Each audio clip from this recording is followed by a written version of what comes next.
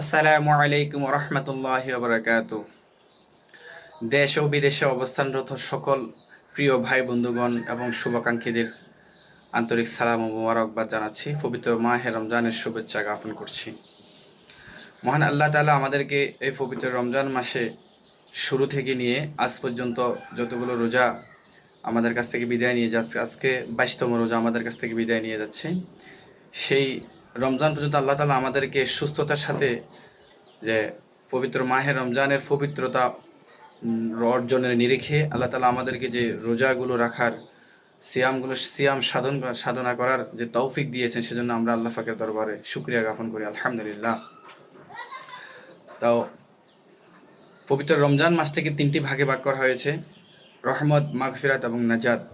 রহমত এবং মাগফিরাত আমাদের কাছ থেকে বিদায় নিয়ে গেল। নাজাতেরও আজকে লাস্ট 10 দিনের মধ্যে আজকে 22তম রোজা, তাও আমাদের কাছ থেকে নিয়ে যাচ্ছে, বিদায় হয়ে যাচ্ছে। জানি না এই রমজান মাসে আল্লাহ পাক আমাদের গুনাহগুলো মাফ করছেন কিনা। কারণ হযরত জিবরাইল আলাইহিস সালাম আল্লাহ রাসূল সাল্লাল্লাহু আলাইহি ওয়াসাল্লামের দরবারে এসে বলছেন, ইয়া রাসূলুল্লাহ, যারা পবিত্র রমজান মাস পেল কিন্তু তার গুনাহ মাফ করাইতে পারে নাই, তার জন্য আল্লাহর লানত। যেখানে রাসূল সাল্লাল্লাহু আলাইহি ওয়াসাল্লাম আমিন বলেছেন। তো সেখানে জানি না আল্লাহ পাক আমাদের গুনাহ মাফ করছেন কিনা। আমরা এই রমজানটাকে পবিত্রতার সাথে তার মহত্ব, তার হকটুকু আদায় করতে পারছি কিনা সেটা আল্লাহ পাকই ভালো জানেন।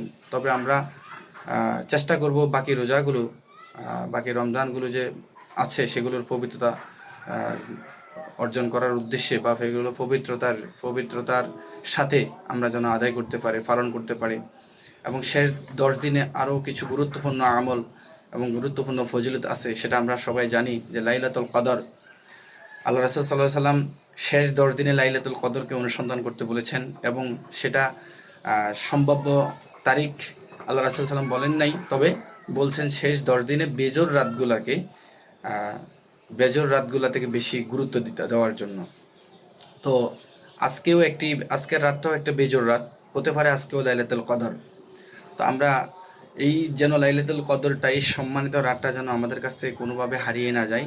আমরা এই রাতটাকে হেলায় খেলায় সময় নষ্ট না করে অন্তত কিছু সময় আল্লাহ পাকের ইবাদত বন্দেগীতে মশগুল থাকব, আমরা আল্লাহর ইবাদত করব। তো লাইলাতুল কদরের যে উপলক্ষে আমি একটু কোরআন তেলাওয়াত করব ইনশাআল্লাহ আপনাদের সম্মুখে। أعوذ بالله من الشيطان الرجيم